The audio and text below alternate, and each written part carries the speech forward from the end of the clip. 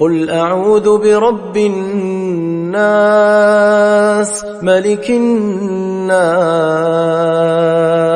إله الناس من شر الوسواس الخناس الذي يوسوس في صدور الناس من الجنة والناس.